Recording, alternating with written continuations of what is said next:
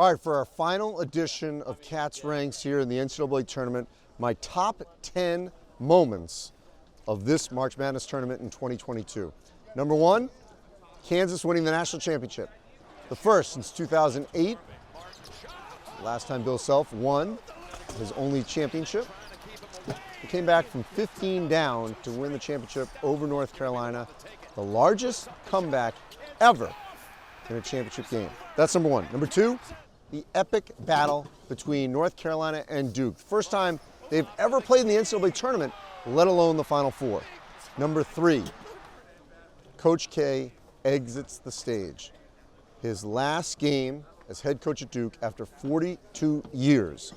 Breaking John Wooden's record, 13 Final Fours, loses to North Carolina on this floor at the Superdome in his last game as head coach. Number four, the fans are back. After the bubble in 2021 in Indianapolis, where there was limited fans, not the same, no tournament in 2020, the fans were back all across March Madness, every venue, great atmospheres, especially here at the Superdome in New Orleans. And because we were in a warm weather city, it kind of felt like the first time since 2018 when we were in San Antonio. 2019 was in Minnesota, so it was a little cold. Number five, unfortunately, injuries. Justin Moore of Villanova tears his Achilles toward the end of the Houston game. Armando Bacot, twice in the Final Four, has an ankle injury. Unfortunate Moore was not able to play in this Final Four. It clearly affected Villanova. This is such an unfortunate situation for Moore. And then again for Bacot, not able to finish the national championship game. Number six, St. Peter's. A 15 seed, first time ever a 15 seed ends up getting to the Sweet 16. The Peacocks out of the MAC didn't even win the regular season, won the tournament. They knock off Kentucky in a 15-2. They beat Murray State. They shocked Purdue in Philadelphia, the school from Jersey City, and then they fell to North Carolina.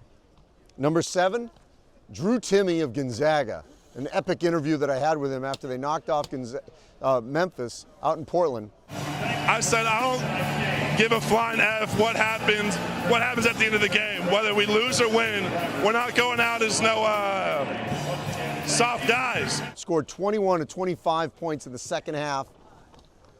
He didn't curse, but he came close. Number eight, Houston's run to the Elite Eight under Kelvin Sampson. They lost at the beginning of the season their two best offensive players, and yet the Cougars still won the American Athletic Conference, knocked off the number one seed Arizona before losing to Villanova in the Elite Eight. Number nine, Providence getting to the Sweet 16. Ed Cooley ends up winning the Naismith Coach of the Year. Ed Cooley from Providence is a dreamer whose dreams came true. National Coach of the Year, gets the Friars back to the Sweet 16 before they lost to Kansas. And lastly, a little lighter moment, the Indiana cheerleaders out in Portland. They couldn't get the ball down, trying with a broom. They hold a chair for Mateus Toss and Trace Jackson Davis, Indiana and St. Mary's. They're going to maybe stand up to try to get it. No. Andrew Kettelon from CBS called it out, bring out the cheerleaders. They end up getting that ball down, and it was one of the highlights of March Madness. So, those are my top 10 moments of this tournament.